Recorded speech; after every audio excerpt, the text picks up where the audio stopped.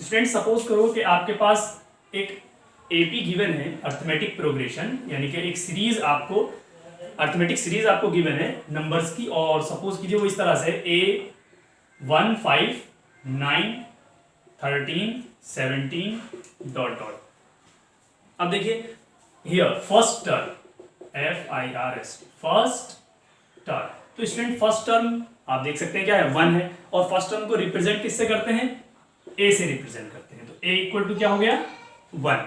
इसके बाद second term क्या लिखेंगे आप यहाँ पर सेकेंड टर्म, तो सेकेंड टर्म को हम लिखते हैं A2, क्या लिखते हैं स्टूडेंट्स A2, और A2 को फाइंड, अब यहाँ पर तो हमें चलिए गिवन है A2 इक्वल टू 5। ओके, अब हमें अब फर्स्ट टर्म को जैसे A कह रहे हैं, A या A1 A की बात होता है। अगर आपको फाइंड करना हो कॉमन डिफरेंस, क्या फाइंड करना हो कॉमन डिफरेंस, तो कॉमन डिफरेंस इक्वल टू होता है second term minus first term, second term minus first term. Second term क्या है 5 और फर्स्ट टर्म क्या है 1, तो कॉमन डिफरेंस क्या आ गया 4, तो डी की जो वैल्यू होगी वो 4 हो जाएगी। तो स्टूडेंट्स अगर हमारे पास एक टर्म या फर्स्ट 2 टर्म्स हैं तो आप बाकी टर्म भी फाइंड कर सकते हैं और कॉमन डिफरेंस भी फाइंड कर सकते हैं, या अगर आपके पास सिर्फ एक टर्म है और कॉमन डिफरेंस है तो उससे आप पूरी अर्थमेटिक प्रोग्रेशन फाइंड कर सकते हैं। फॉर एग्जांपल देख लीजिए, सपोज करो कि a इज इक्वल टू 3 और d की जो वैल्यू है वो 1 है।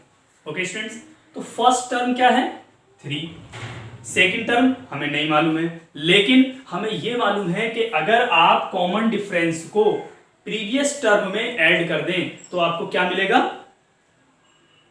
सेकेंड टर्म मिल जाएगा, तो 3 + 1 दैट इज 4, 4 में फिर से कॉमन डिफरेंस ऐड करेंगे तो 4 + 1 दैट इज 5, 5 में भी ऐड करिए common difference that is 6 dot dot dot. तो स्टूडेंट इस तरह से आप कोई भी अर्थमेटिक सीरीज फाइंड कर सकते हैं। आई होप ये चीजें आपको क्लियर हो गई होंगी। तो देखिए general form of arithmetic progression एक बार मैं लिख देता हूं, जिससे कि आपको ये क्लियर हो जाएगा कि किसी भी क्वेश्चन को करते टाइम हम किस तरह से अर्थमेटिक प्रोग्रेशन या अर्थमेटिक सीरीज को लिखेंगे। तो देखिए A first term A plus D second term, A plus 2D, A plus 3D dot dot dot, इसी तरह से A प्लस 4D आएगा। अब देखिए स्टूडेंट सपोज करो कितने टर्म है इसमें अप टू nth टर्म, कितने टर्म है nth टर्म है ना, n टर्म है टोटल।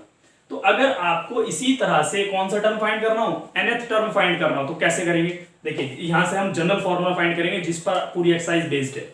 तो स्टूडेंट्स A1 क्या है, यानी फर्स्ट टर्म है हमारा A, A2 क्या है A प्लस डी है ना, तो A प्लस डी को मैं देखिए थोड़ा सा चेंज करके लिख रहा हूं, किस तरह से 2 - 1 into D.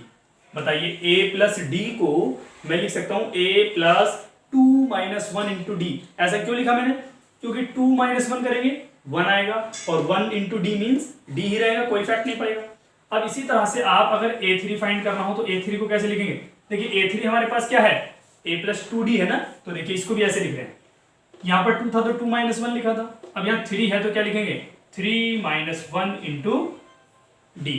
I hope clear हो गया होगा। देखो 3 - 1 2 और 2 इंटू डी ये रहा, 2 इंटू डी, प्लस में A है प्लस A ये रहा। इसी तरह से अगर आपसे कहा जाए A4 फाइंड कीजिए तो आप लिखेंगे A प्लस 4 - 1 इंटू डी, और 4 - 1 दैट इज 3D। क्लियर। अब इसी तरह से डॉट डॉट सभी टर्म्स आप फाइंड कर लेंगे, लास्ट में आएगा हमारे पास an, क्या आएगा स्टूडेंट्स an, और an को कैसे लिखेंगे आप A plus n - 1 into D. Clear है, जिस तरह से A4 को A प्लस 4 - 1 लिखा था, an को A plus n - 1 into D. Students this is known as the general term of arithmetic progression. क्या कहते हैं इसको, general term. Okay, general term of AP. Clear है, और इसको रिप्रेजेंट किससे करते हैं A और सफिक्स में n लिखा होता है, तो an is equal to A plus n - 1 into D, और इसको एक तो जनरल टर्म कहते हैं और दूसरा nth टर्म भी हम इसको कहेंगे, क्या कहेंगे इसको nth term of AP. I hope ये क्लियर हो गया होगा।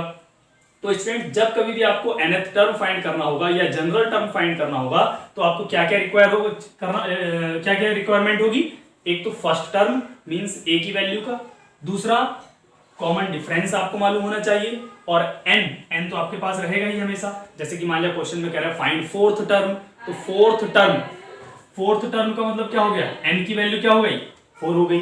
अगर क्वेश्चन पूछ रहा है 100th टर्म, तो एन के प्लेस पर क्या रख देंगे, 100 रख देंगे। ओके, तो एन की वैल्यू जनरली क्वेश्चंस में, ज्यादातर क्वेश्चंस में गिवन होगी, कई बार एन भी फाइंड करा लेता है, बाकी सब गिवन होगा, एन फाइंड करना होगा। तो आप इस तरह ये भी इजीली इसी फॉर्मूला से कर सकते हैं। तो स्टूडेंट्स ये तो बेसिक चीजें थी जो कि अर्थमेटिक प्रोग्रेशन के बारे में आपको बताना था। तो इससे क्या है कि ये सब चीजें पढ़ करके आपको ये मालूम हो गया होगा कि हम इस चैप्टर में क्या पढ़ने जा रहे हैं। ओके स्टूडेंट्स, तो अब इसका देखिए थोड़ा सा एप्लीकेशंस भी मैं आपको बता देता हूँ कि इसका एप्लीकेशन क्या है, जनरल लाइफ में क्या यूज है, किस फील्ड में इसका ज्यादा यूज होता है। तो स्टूडेंट्स आप देख सकते हैं कि ये जो चैप्टर है ये पैटर्न पर बेस्ड है। किस पर बेस्ड है, पैटर्न।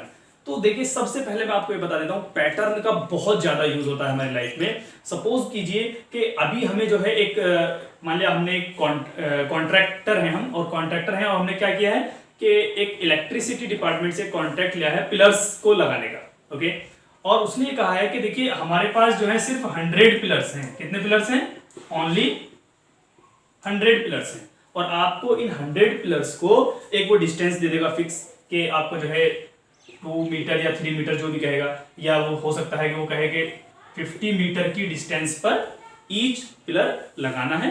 और उसके बाद जो है आप उसको कैसे करोगे कि पूरा एरिया भी कवर हो जाए, डिस्टेंस भी फिक्स रहे, कि 50 मीटर से कम ना हो, ये कह रहा है। तो आप ये तो हो जाएगा हमारे पास टोटल, क्या हो जाएगा, ये टोटल पिलर्स, और टोटल पिलर्स मींस हो जाएगा यहाँ पर ये number of pillars, that is an. क्या हो गया, ये एन हो गया। 50 मीटर की डिस्टेंस पर, तो देखिए एक मान लिया जैसे फर्स्ट वन यहाँ है, सेकंड यहाँ पर होगा, थर्ड यहाँ पर, फोर्थ यहाँ पर, डॉट डॉट। ओके, तो स्टूडेंट्स इन दोनों के बीच जो गैप है इसी को तो डी कहते हैं ना, और ये कितना गिवन है हमें, 50 मीटर। तो इस तरह से आप अर्थमेटिक प्रोग्रेशन का जनरल लाइफ में यूज करते हैं। ओके, दूसरा और भी इसके जैसे और यूज बता देता हूं। आपने लीनियर इक्वेशन पढ़ा, क्वाड्रेटिक इक्वेशन पढ़ा, तो स्टूडेंट्स उसमें था एक फिक्स, एक तो था फेयर। ओके, फेयर था कि आप जो है एक प्लेस से दूसरे प्लेस पर जा रहे हैं, आपने एक कार हायर की, और उसका जो फेयर है, यानी जो उसकी स्टार्टिंग जो कॉस्ट है वो 30, सपोज कीजिए कि 300 रुपीज तो आपको स्टार्टिंग में पे करना पड़ रहा है, बाकी पर किलोमीटर अलग चार्ज है, और 10 रुपी पर किलोमीटर अलग से आपको देना है। क्लियर, और आपको यहां से अगर टोटल कॉस्ट निकालनी है तो इसका भी फॉर्मूला, वो अभी हम आगे पढ़ेंगे, तो वो आएगा S n. Okay, S means होता है यहाँ पर sum of n numbers, sum of n number. जैसे आप 10 किलोमीटर जा रहे हैं तो आप sum of 10 kilometre easily find कर सकते हैं कि 10 किलोमीटर जाने में कितना हमारा चार्ज लगेगा, कितना कॉस्ट आएगा। ओके, तो ये सब बेसिक चीजें हैं जो आपको जनरल लाइफ में यूज करनी होती हैं, या जो उस फील्ड में वर्क कर रहा है उसको यूज करनी होती है। तो स्टूडेंट्स थोड़ा सा अब जो है हम एक्सरसाइज की तरफ चलते हैं। आप अपनी बुक में ओपन करेंगे 5.1 एक्सरसाइज। देखिए जैसे कि अभी फेयर वाला क्वेश्चन की बात कर रहा था, तो चलिए सबसे पहले हम यही बता देते हैं फर्स्ट क्वेश्चन में, in which of the following situations does the list of numbers involve make an arithmetic progression and why, कि इनमें से कौन से अर्थमेटिक प्रोग्रेशन बना रहे हैं और क्यों बना रहे हैं। तो देखिए, the taxi fare after each kilometre when the fair is 15 rupee for the first kilometre and 8 rupee for each additional kilometre. जो फर्स्ट है, फर्स्ट वाले को हम हमेशा क्या कहते हैं, ए कहते हैं, तो ये तो फिक्स हो गया हमारा, कितना 15 रुपीज हो गया। ओके, और ईच एडिशनल किलोमीटर पर 8 रुपीज चार्ज हो गया ईच किलोमीटर पर। तो देखिए ये 1 किलोमीटर की डिस्टेंस होगी, ये नेक्स्ट 1 किलोमीटर हो गया, इसको आप ऐसे कह सकते हैं ए बी सी, और इसी तरह से आगे चलते जाएंगे। तो स्टूडेंट्स ये फिक्स 15 रुपीज तो फिक्स है, और पर किलोमीटर जो चार्ज है वो अलग है 8 रुपीज, तो 8 रुपीज इधर हो जाएगा, 8 इधर हो जाएगा। ओके, तो ये जो चीज, ये एक्स्ट्रा चार्ज लग रहा है, इसको कहते हैं हम यहाँ पर D equal to 8 rupees. Clear, आगे कह रहा है कि ये आपका जो है एपी है या नहीं है, ये हमें बताना है। तो स्टूडेंट्स आपके पास 15, 15 दूसरा जो टर्म आता है, देखिए एपी यही तो होती है ना, ए प्लस डी, ए प्लस 2d डॉट डॉट, ये तो एपी होती है ना। तो सबसे पहला टर्म 15, सेकेंड टर्म क्या हो जाएगा 15 प्लस 8 थर्ड टर्म क्या हो जाएगा 15 plus 2 into 8, 2 into 8 means 16 dot dot, इस तरह से आएंगे टर्म। तो देखिए लिखेंगे यहाँ पर 15, 15 8 23, 15 8 16 31 डॉट डॉट।